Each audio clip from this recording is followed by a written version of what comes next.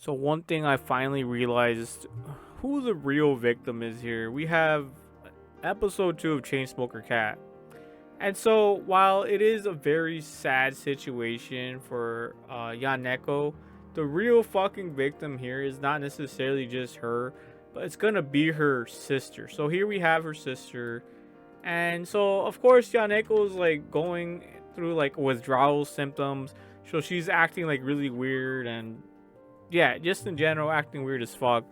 Spurging out from withdrawals and shit. But here's the one thing I really want to talk about is how her sister, Sato, right? That's her sister, right? Hold on, man. Let me get this shit straight. Yeah, it should be Sato. That's the girl we saw. Yeah, this is her, right? This is her sister. Yeah, this should be her sister. Yeah, it shouldn't be a big deal. So she's a codependent. Okay, she's a codependent, which means while she does take care of her sister, she's putting herself in a compromised situation. And a part of that as being a codependent is compliance patterns. So I have this codependent pamphlet here.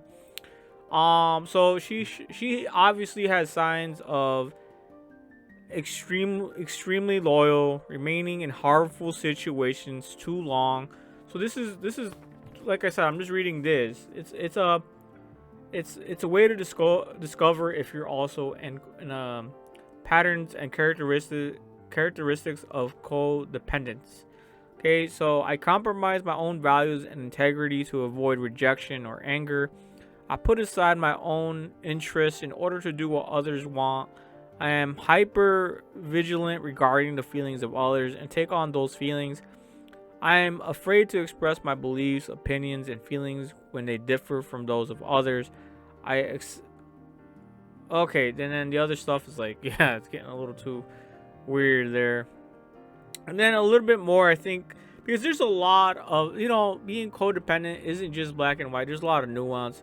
So here's something else that could also be patterns of codependence, in which I think her younger sister, is going through. I believe most people are incapable of taking care of themselves. I attempt to convince others what to think, do, or feel. I freely offer advice and direction to others without being asked. I become resentful when others decline my help or reject my advice.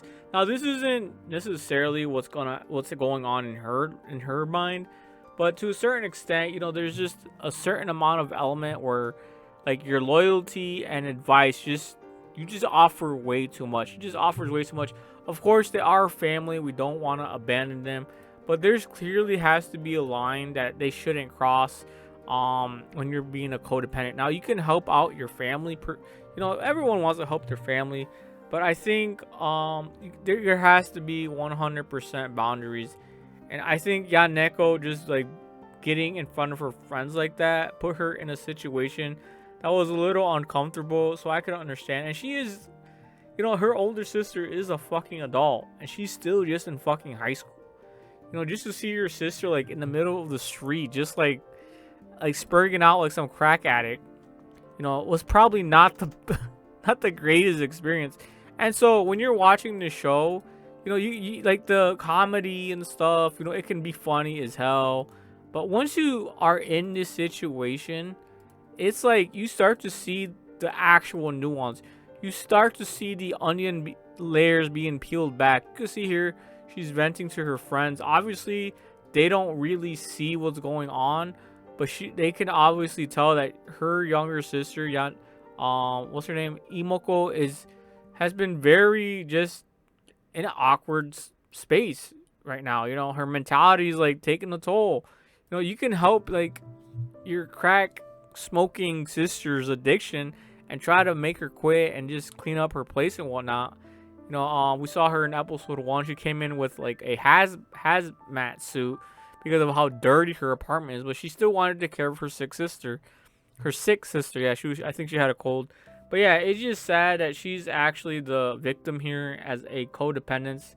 And yeah, that's just something that no one talks about. This is honestly something that I just figured out myself. Just being there too often, one too many times, and not learning how to say no. Sometimes you just gotta say no, man. Sometimes you just gotta let them, spurg out and just let them take the brunt of their consequences from their own actions. So yeah, that is just my take. That's just how I feel. I really do think Imako Sato is the real victim here. She didn't choose to be disloyal, but obviously she doesn't realize how her loyalty is actually hurting her being around her sister, which is sad as fuck.